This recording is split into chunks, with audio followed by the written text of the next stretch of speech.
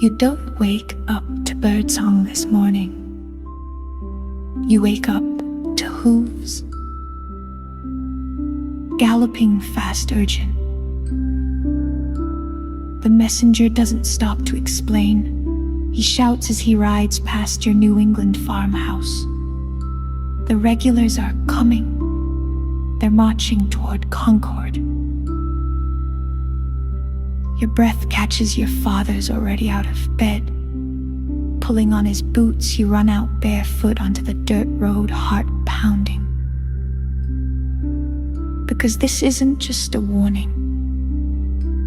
This is the spark, the moment people will remember as the beginning of the war for American independence. And though the fireworks and celebrations of the 4th of July are still far in the future, this is where it all begins. Before there were fireworks, there was fear. Before parades, there was powder and pain. What you're living now is the road that leads to July 4, 1776, the birth of a nation. But it didn't start with a declaration or a signature on parchment. It started with tension that had built up for years. And with people like you.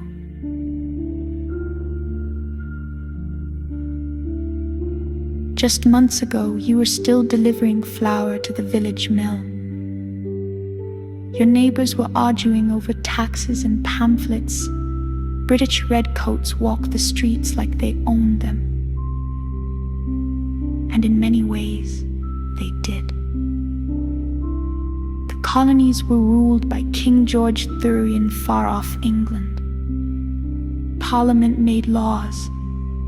Colonists had no say, yet they paid taxes on tea, on stamps, on everything. People started saying no taxation without representation. It wasn't just about money, it was about being treated as citizens, not subjects, about self-government, not royal control. Then came the Boston Massacre. Then the Boston Tea Party.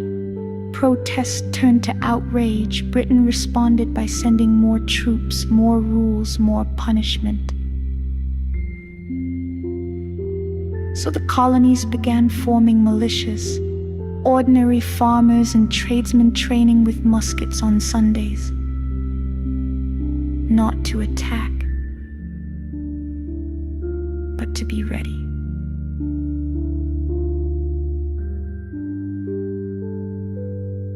Ready for this moment. It's April 1975. The British Army is marching to seize colonial weapons hidden in Concord. But first, they must pass through Lexington. You ride ahead with your uncle who carries a warning from Paul Revere. You reach the Lexington Green before sunrise. And there in the gray light of dawn you see them.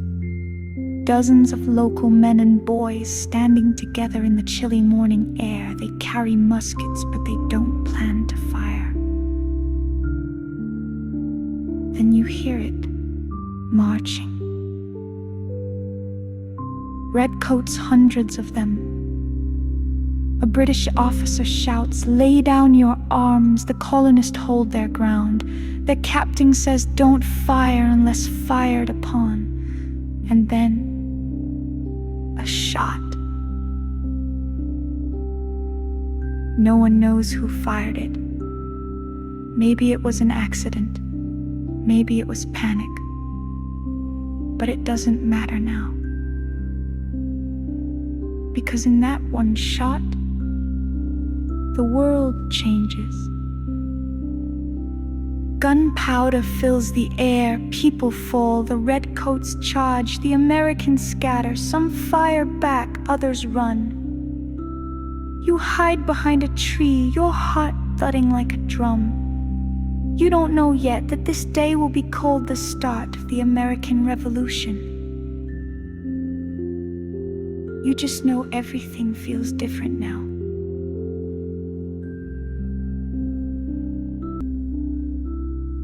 The British continue to Concord, where more Minutemen are waiting. This time the Americans fire from behind stone walls and trees. The redcoats are driven back. By the time they return to Boston, nearly 300 of them have been killed, wounded, or gone missing.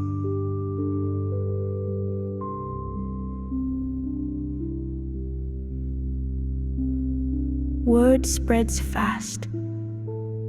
Riders carry the news to every town. The war has begun. And even though you are still young, you realize something important.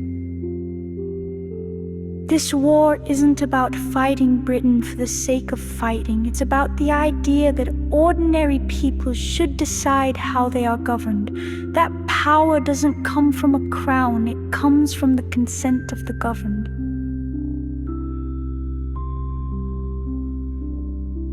Not everyone agrees. Some colonists stay loyal to Britain. Others are scared. Many enslaved people hope this war will mean freedom for them too. Some native nations wonder whether either side will respect their land.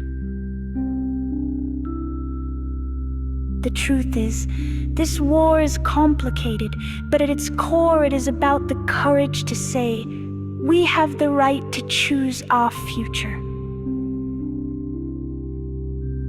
And as the sun sets on that first bloody day, you know this is only the beginning.